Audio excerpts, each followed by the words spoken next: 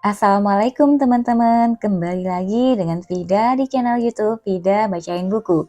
Kali ini kita akan membaca buku The Power of Habit. Dahsyatnya kebiasaan, mengapa kita melakukan apa yang kita lakukan dalam hidup dan bisnis. Charles Duhigg, Jakarta, KPG, Kepustakaan Populer Gramedia. Oh ya teman-teman, ini adalah cetakan ke-26 Juni 2022. Udah banyak ya bukunya, dan ini adalah salah satu buku bestseller di Gramedia, bahkan setelah beberapa bulan ini masih jadi bestseller. Mari kita mulai membacanya dengan prolog. Penyembuhan kebiasaan. Ia adalah peserta favorit para ilmuwan yang terlibat. Lisa Allen, menurut berkasnya, berusia 34 tahun, mulai merokok dan minum minuman keras ketika berusia 16 tahun, dan bergelut dengan obesitas selama sebagian besar hidupnya. Ketika usianya pertengahan 20-an, para penagih utang mengejar-ngejarnya agar ia membayar utangnya sebesar $10.000.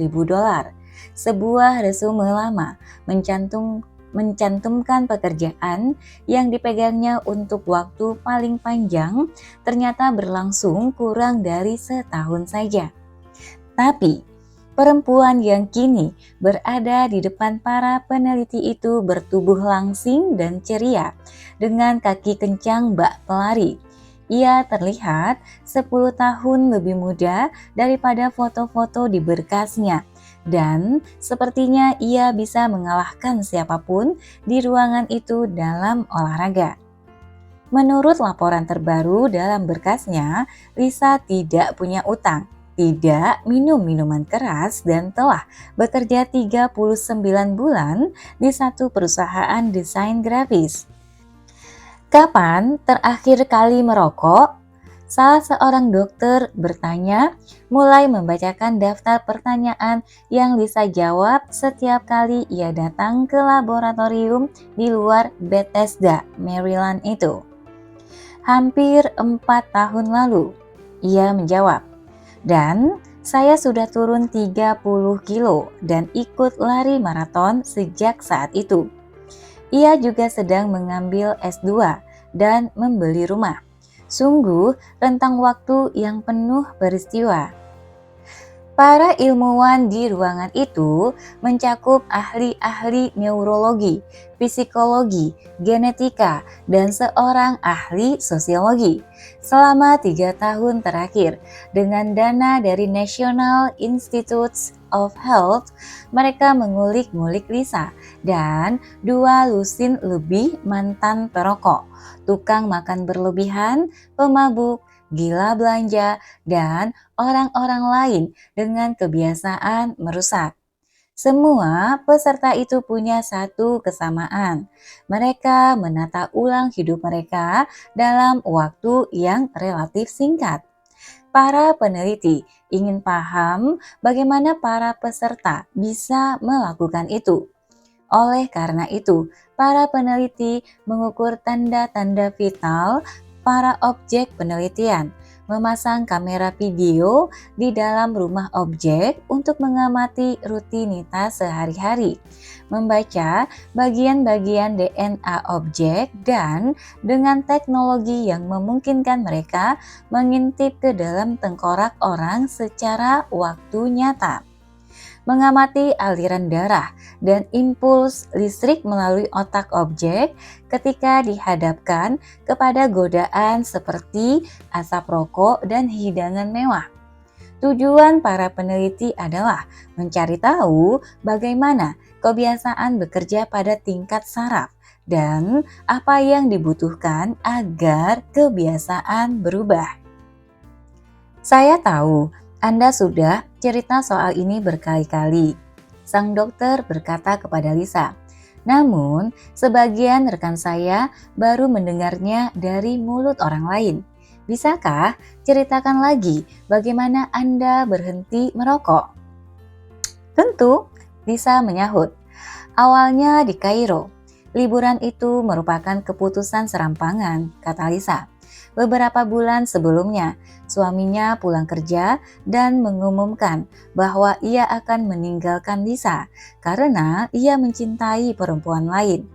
Butuh waktu agak lama bagi Lisa untuk memahami pengkhianatan itu dan menerima fakta bahwa ia betul-betul akan bercerai. Untuk beberapa lama ia bersedih, lantas memata-matai mantan suaminya dengan obsesif, membuntuti pacar baru sang mantan kemana-mana, menelepon sang pacar setelah tengah malam, lantas memutus telepon begitu saja. Lalu, suatu malam, Lisa mendatangi rumah pacar mantan suaminya dalam keadaan mabuk, menggedor-gedor pintunya dan menjerit-jerit bahwa ia akan membakar habis apartemen itu. Waktu yang buruk sekali bagi saya, Lisa berkata. Saya selalu ingin melihat piramida dan kartu kredit saya belum kena limit. Jadi, pada pagi pertamanya di Kairo, Lisa terbangun saat fajar karena suara azan dari masjid di dekat hotelnya. Kamar hotelnya gelap gulita. Ia yang nyaris tak bisa melihat apa-apa dan masih jet lag meraih sebatang rokok. Ia betul-betul masih kebingungan sehingga tidak sadar sampai ia mencium bau plastik terbakar. Bahwa yang sedang ia sulut adalah sebatang pulpen, bukan Marlboro. 4 bulan terakhir, ia hanya menangis, makan dengan rakus, tidak mampu tidur, serta merasa malu, tak berdaya, depresi, sekaligus marah. Tangisnya pecah saat ia terbaring seperti itu. Seperti ada gelombang kesedihan melanda. Ia bertutur, "Saya merasa segala sesuatu yang saya pernah inginkan runtuh berkeping-keping. Merokok dengan benar saja saya tidak bisa." Dan kemudian saya mulai memikirkan tentang mantan suami saya dan betapa susahnya nanti mencari kerja baru sewaktu saya pulang. Dan betapa saya pasti akan benci sekali pekerjaan baru itu. Dan betapa tidak sehatnya tubuh saya saat itu. Saya berdiri dan menghantam teko air sampai terjatuh dan pecah berantakan di lantai. Saya pun mulai menangis semakin keras. Saya merasa putus asa, merasa seperti harus mengubah sesuatu. Setidaknya satu hal yang bisa saya kontrol. Ia mandi dan meninggalkan hotel. Sewaktu ia melintasi jalan-jalan Kairo yang bopeng-bopeng dalam sebuah taksi, dan kemudian ke jalanan berdebu yang mengarah ke Sphinx, piramida-piramida Giza, dan gurun luas tak bertepi di sekelilingnya. Rasa kasihan Lisa pada diri sendiri hilang sejenak. Ia perlu tujuan dalam hidup, pikirnya, sesuatu untuk dikejar. Maka ia memutuskan saat masih duduk di dalam taksi bahwa ia bakal kembali ke Mesir dan berkelana menyeberangi gurun. Lisa tahu itu ide gila. Kondisi badannya tidak bugar. Ia kelebihan berat badan. Di tabungannya juga tidak ada uang. Ia tidak tahu nama gurun yang sedang ia tatap atau apakah perjalanan semacam itu mungkin dilakukan. Bukan masalah, ia perlu sesuatu sebagai fokus. Lisa memutuskan bahwa ia akan memberi dirinya waktu setahun untuk bersiap-siap. Dan agar bisa selamat melalui ekspedisi semacam itu, ia yakin ia harus mengorbankan berbagai hal. Yang terutama, ia perlu berhenti merokok.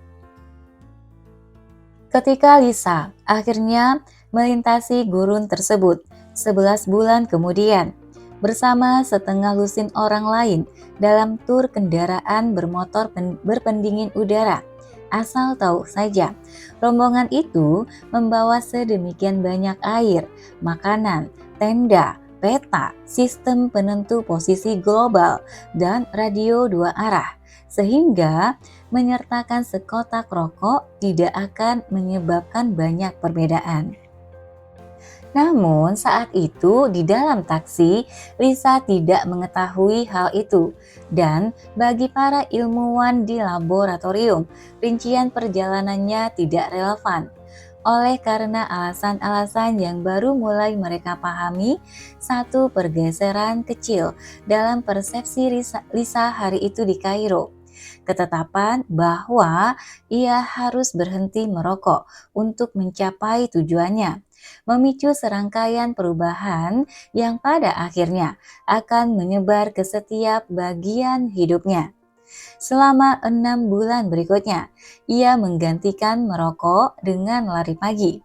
Dan hal itu lantas mengubah caranya makan, bekerja, tidur, menabung, menyusun jadwal kerja, merencanakan masa depan, dan lain sebagainya. Ia mulai ambil bagian dalam sejumlah lomba lari setengah maraton, lantas maraton penuh, bersekolah lagi, membeli rumah, dan bertunangan. Pada akhirnya, ia direkrut ke dalam penelitian para ilmuwan tersebut. Dan ketika para peneliti mulai mengkaji gambar-gambar otak Lisa, mereka melihat sesuatu yang luar biasa. Seperangkat pola kegiatan saraf, kebiasaan-kebiasaan lamanya telah ditindih oleh pola-pola baru. Mereka masih bisa melihat aktivitas saraf perilaku-perilaku lamanya. Mereka masih bisa melihat aktivitas saraf perilaku-perilaku lamanya. Namun, impuls-impuls itu dikalahkan oleh desakan-desakan baru yang lebih besar. Ketika kebiasaan-kebiasaan Lisa berubah pula otaknya. Menarik ya teman-teman, perubahan kebiasaan sampai merubah pola otak kita. Mari kita lanjutkan. Para ilmuwan yakin bukan lawatan Lisa ke Kairo yang menyebabkan pergeseran itu, ataupun perceraian maupun perjalanan melintasi gurun. Penyebab sesungguhnya adalah Lisa berfokus mengubah pada satu kebiasaan saja, merokok pada awalnya. Setiap orang yang diteliti telah melalui proses yang serupa dengan berfokus pada satu pola yang dikenal sebagai kebiasaan kunci. Lisa mengajari dirinya sendiri bagaimana memprogram ulang juga rutinitas lainnya dalam hidupnya. Tak hanya orang perorangan yang bisa melakukan pergeseran semacam itu. Ketika perusahaan berfokus mengubah kebiasaan, keseluruhan organisasi bisa berubah. Perusahaan seperti Procter & Gamble, Starbucks, Alcoa, dan Target telah menyambar wawasan itu untuk mempengaruhi bagaimana pekerjaan diselesaikan, bagaimana pegawai berkomunikasi, dan tanpa disadari pelanggan, bagaimana orang berbelanja. Saya ingin menunjukkan salah satu hasil pindaian terbaru Anda. Seorang peneliti memberitahu Lisa di dekat akhir pemeriksaannya. Ia menampilkan gambar di layar komputer yang menunjukkan bagian dalam kepala Lisa. Sewaktu Anda melihat makanan, area-area ini, ia menunjuk ke satu tempat di dekat pusat otaknya yang berasosiasi dengan keinginan makan dan rasa lapar masih aktif. Otak Anda masih menghasilkan dorongan yang menyebabkan Anda makan berlebih. Tapi ada aktivitas baru di area ini. Ini menunjukkan ke wilayah yang paling dekat dengan dahi Lisa, di mana kami percaya penghambatan perilaku dan disiplin diri bermula. Aktivitas di situ semakin menonjol setiap kali Anda datang. Lisa adalah peserta favorit para ilmuwan karena hasil pindaian otaknya sangat mengagumkan, sangat bermanfaat dalam menciptakan peta yang menunjukkan di mana pola-pola perilaku kita, kebiasaan terletak pada benak kita. Anda membantu kami memahami bagaimana satu keputusan menjadi perilaku otomatis, sang dokter berkata kepada Lisa. Semua orang di ruangan itu merasa mereka nyaris menemukan sesuatu yang penting, dan memang demikian adanya. Sewaktu Anda bangun tadi pagi, apa yang Anda lakukan pertama kali? Apakah Anda langsung mandi, memeriksa surat elektronik, atau menyambar donat dari meja dapur? Anda menyikat gigi sebelum atau sesudah mengeringkan badan, mengikat sepatu kiri atau kanan terlebih dahulu. Apa yang Anda katakan kepada anak-anak Anda sewaktu berangkat bekerja? Rute apa yang Anda tempuh saat berkendara ke kantor? Sewaktu sampai di meja kerja, Anda lantas mengurusi surat elektronik, mengobrol dengan rekan, atau langsung menulis memo. Makan siang Anda salad atau hamburger.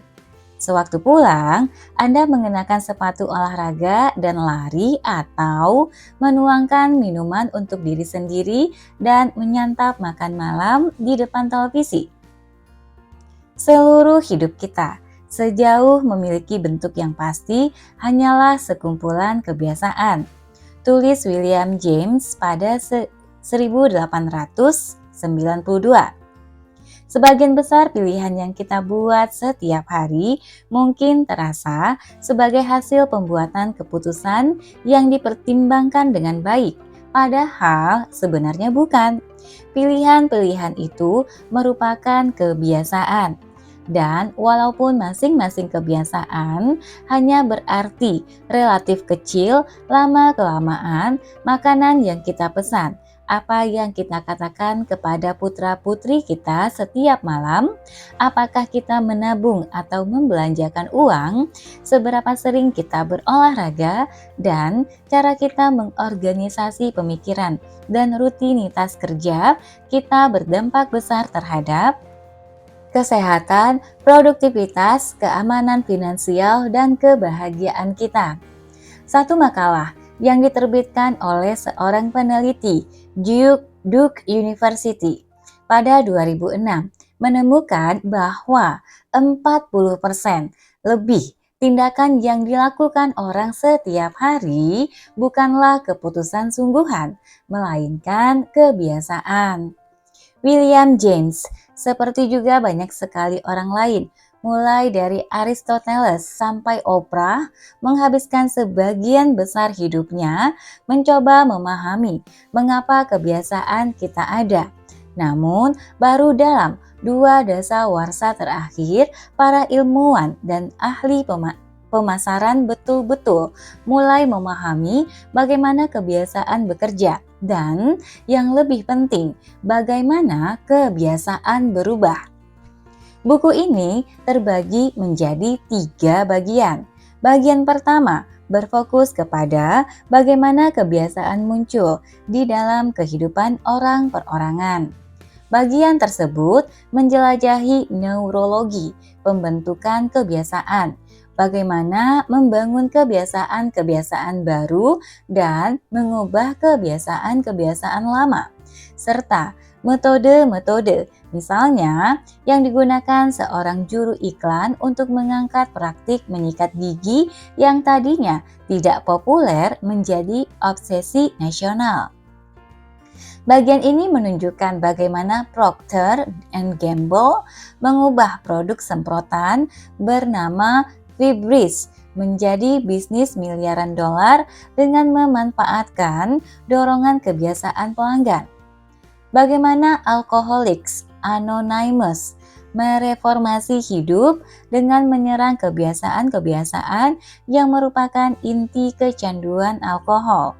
Dan bagaimana pelatih Tony Dungy membalikkan nasib tim terburuk di National Football League dengan berfokus kepada reaksi-reaksi otomatis para pemainnya terhadap petunjuk-petunjuk samar di lapangan.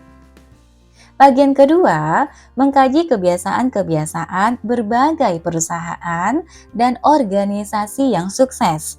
Bagian ini memperinci bagaimana seorang eksekutif bernama Paul O'Neill sebelum ia menjadi Menteri Keuangan Amerika Serikat, melakukan reka ulang perusahaan aluminium yang kepayahan menjadi perusahaan berkinerja terbaik di Dow Jones Industrial Average dengan cara fokus kepada satu kebiasaan kunci.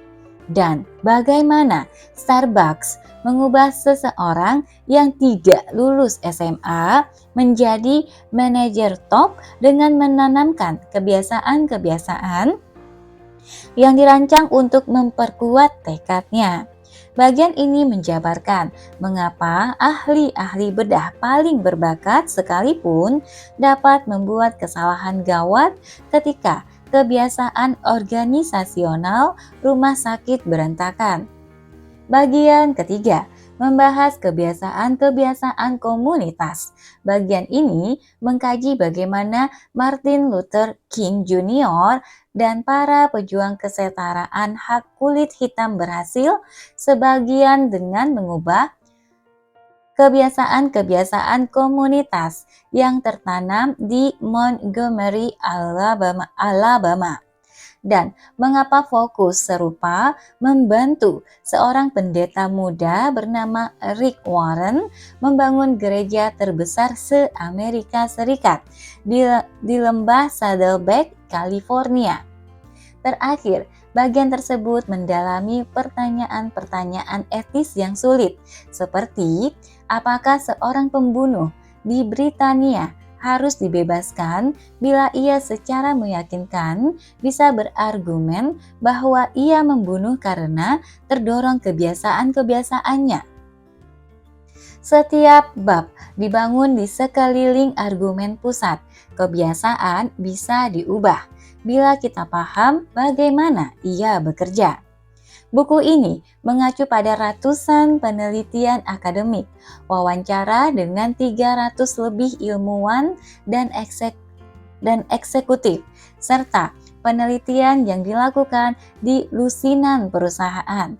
Untuk memperoleh indeks sumber-sumber ini, silakan lihat catatan buku ini dan http://www.thepowerofhabit.com.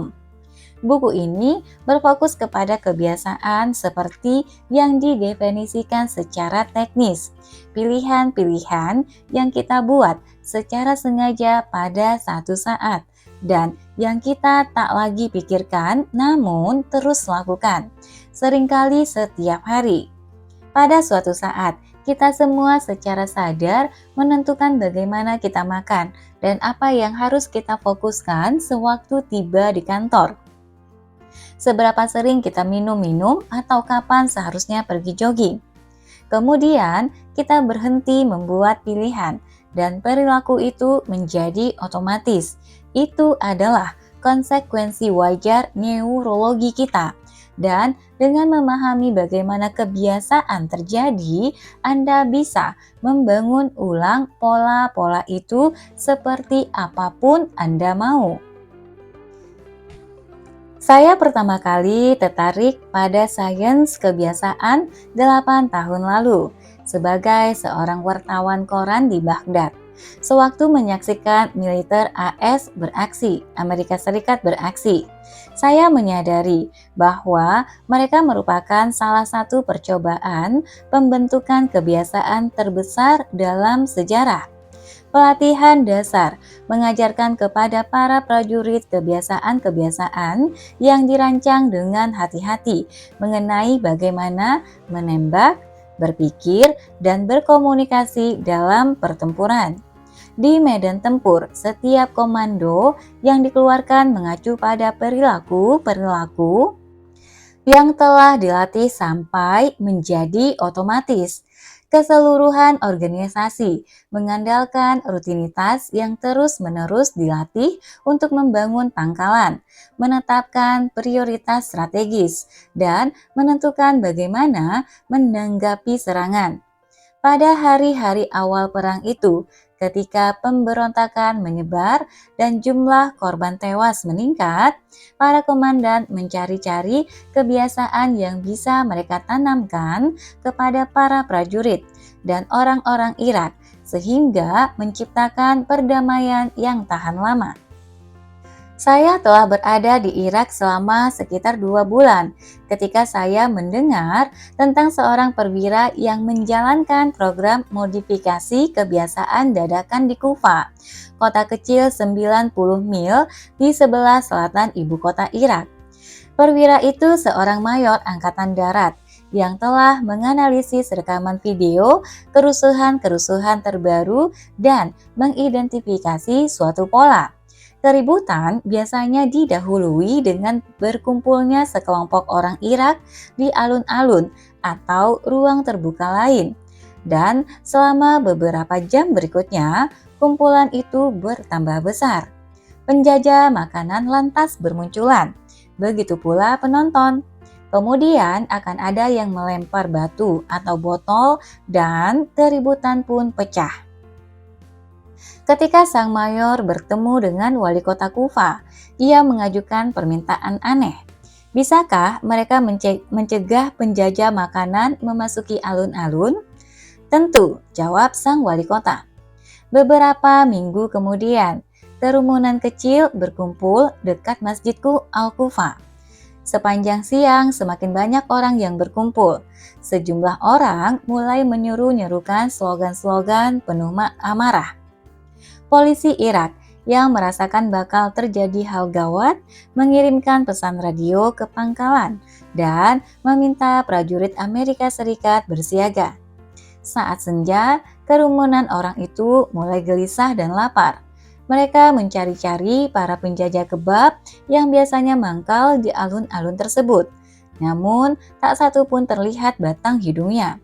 Para penonton pun pergi, yang berseru-seru menjadi kehilangan semangat. Pada pukul 8 malam, semuanya sudah angkat kaki dari alun-alun. Ketika saya mengunjungi pangkalan dekat Kufa itu, saya mengobrol dengan sang mayor. Mungkin tak terpikir oleh kita untuk menilik dinamika kerumunan dari segi kebiasaan. Ia berkata kepada saya.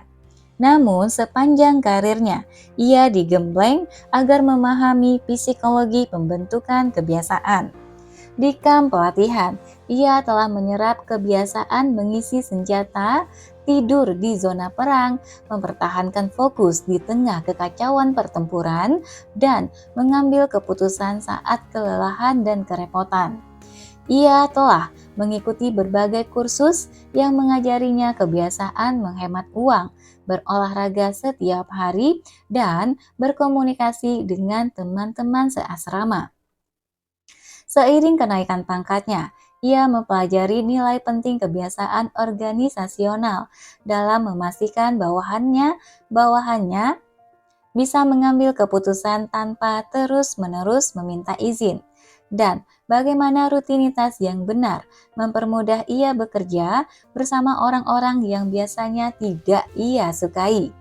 Dan kini, sebagai seorang pembangun bangsa dadakan, ia mengamati bagaimana kerumunan dan kebudayaan mengikuti banyak aturan yang sama. Menurutnya, masyarakat dapat dikatakan sebagai kumpulan raksasa kebiasaan yang terjadi di antara ribuan orang yang bergantung pada bagaimana mereka dipengaruhi, bisa menimbulkan kekerasan ataupun perdamaian. Selain melarang penjajah makanan di alun-alun, ia telah meluncurkan lusinan percobaan berbeda di Kufa untuk mempengaruhi kebiasaan warga. Tak pernah ada kerusuhan sejak ia tiba di kota itu. Memahami kebiasaan adalah hal terpenting yang saya pelajari di Angkatan Darat. Ia bertutur kepada saya. Hal itu mengubah total cara saya melihat dunia. Anda ingin cepat tertidur dan bangun dengan perasaan enak. Perhatikan pola-pola Anda waktu malam dan apa yang Anda otomatis lakukan sewaktu bangun. Anda ingin tidak malas-malasan lari. Ciptakan pemicu untuk menjadikannya rutinitas. Saya gembleng anak-anak saya dalam hal ini. Saya dan istri menuliskan rancangan kebiasaan bagi pernikahan kami. Inilah yang kami bicarakan dalam rapat komando. Tidak seorang pun di Kufa yang memberitahu saya bahwa kita bisa mempengaruhi kerumunan dengan mencegah penjajah kebab mangkal di alun-alun. Namun, begitu Anda melihat segala sesuatu sebagai kumpulan kebiasaan, seakan-akan ada yang memberi Anda senter dan linggis dan Anda pun bisa mulai bekerja. Sang mayor adalah seorang laki-laki bertubuh kecil dari Georgia. Ia selalu saja meludahkan biji kuaci ataupun tembakau kunyah ke dalam cangkir. Ia memberitahu saya bahwa sebelum memasuki militer, pilihan karir terbaiknya adalah tukang memperbaiki kabel telepon atau barangkali menjadi bandar metamfetamin, jalur yang telah ditempuh sejumlah teman SMA-nya, namun dengan tidak begitu sukses. Kini ia membawahi 800 prajurit dalam salah satu organisasi tempur paling canggih di bumi. Saya kasih tahu saja, kalau orang kampung seperti saya bisa mempelajari ini, maka siapapun bisa. Saya selalu katakan kepada prajurit saya, tak ada yang tak bisa kalian lakukan, asalkan kalian paham cara menjalankan kebiasaan yang betul. Selama satu dasawarsa terakhir, pemahaman kita mengenai neurologi dan psikologi kebiasaan serta cara pola-pola bekerja dalam hidup, masyarakat, dan organisasi kita telah berkembang dalam cara-cara yang tak terbayangkan 50 tahun silam. Kita sekarang tahu mengapa kebiasaan muncul, bagaimana kebiasaan berubah, dan sains di belakang mekanika kebiasaan. Kita tahu bagaimana memecah-mecah dan membangun ulang kebiasaan sekehendak kita. Kita paham bagaimana menjadikan orang makan lebih sedikit, berolahraga lebih banyak, bekerja lebih efisien, dan hidup secara lebih sehat. Mengubah kebiasaan tidak selalu mudah atau butuh waktu singkat. Hal itu tak selalu sederhana. Namun, mengubah kebiasaan itu mungkin. Dan sekarang kita paham bagaimana.